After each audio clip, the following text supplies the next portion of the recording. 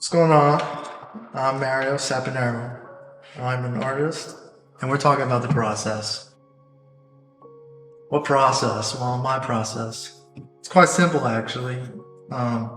Just a couple steps, It starts in my head. But yeah, we get inspired by a lot of things. You never know where it may come from.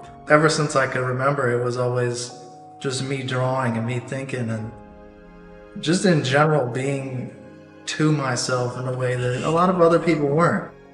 And it's led me here. I'm thankful for that, actually, that I was given the opportunity to grow myself in my own head. And with my process, I always try my best to refine the story that I'm trying to tell so that I can best speak without the words to do so. It all starts with the idea, and from that idea, it eventually becomes the sketches and the big ones and then the final product. But in between that time, from idea to beginning the sketches, there's like this grace period of where I have to make, the big decisions on where I'm trying to go with this.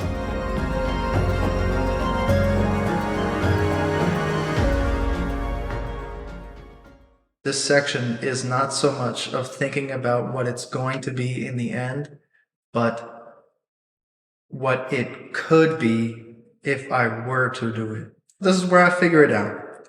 Like in this case, we start off with the sketches, and I just don't know. I brain vomit on a piece of paper and hope something sticks. And when it does, then I continue to run with the things that I like. I throw away the things that I don't. A lot of the times, this sketching process is me just going with the flow. Like, I get lost, and then I find my way back. I make a few friends along the way. Those friends end up sticking with me through the end, I hope. And it's a lot of thinking. So, it's the most fun part, though.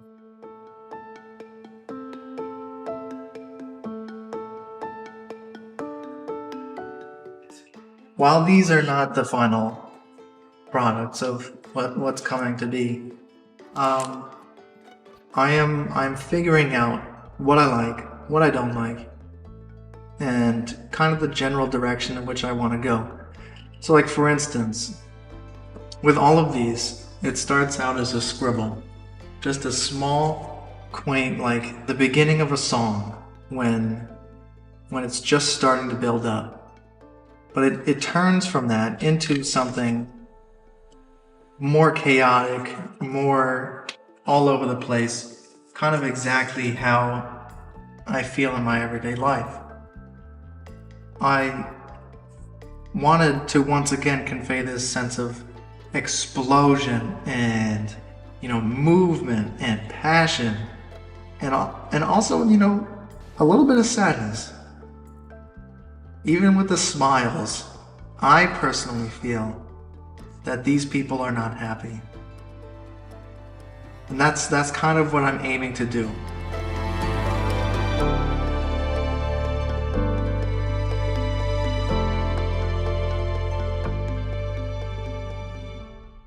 I don't think these ones in particular are there yet, but that's the process. That's what we figure out. And I think that's what I will be exploring when I move on to one of the bigger ones. So, when that bigger one comes around, it'll be a test almost. Have I learned? And am I feeling is the biggest part. Am I feeling?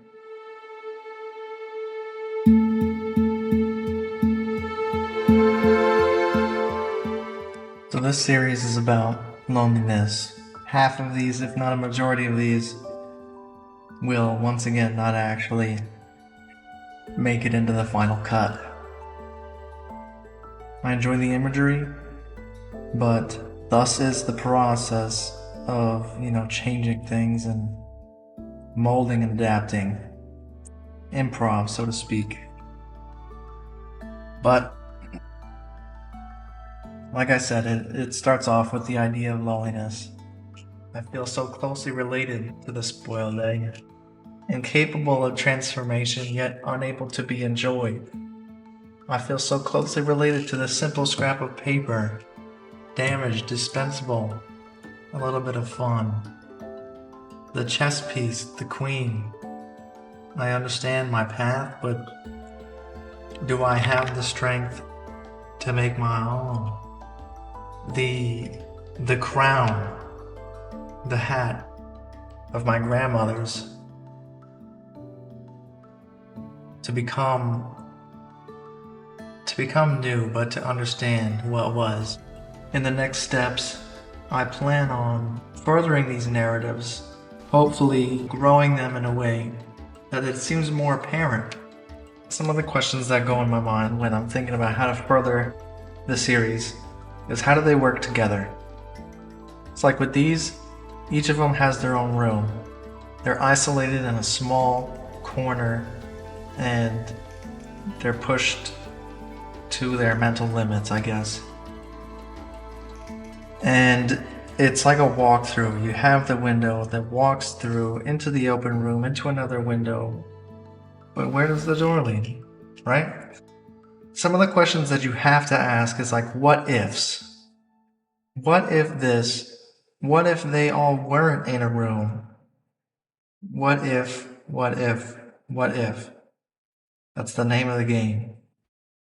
And then once you have those what ifs, then you have the whys. Those are where the piece actually finds its voice.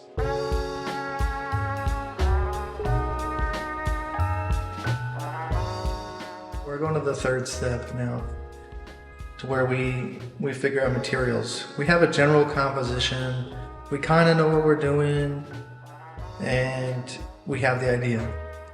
Now we are figuring out big picture stuff. So I take the time and I make the effort to understand it as much as I can, so that by the time we get to the fourth step and the final step, I will be as prepared as possible for a mistake that is bound to happen in the final process. Because something always goes wrong. But adaptability is almost as important, if not more important, than the planning process, knowing every single thing. It doesn't have to be a 100%, it's never going to be. But I like to be prepared. My dad always said, it's better to have it and not need it than to need it and not have it.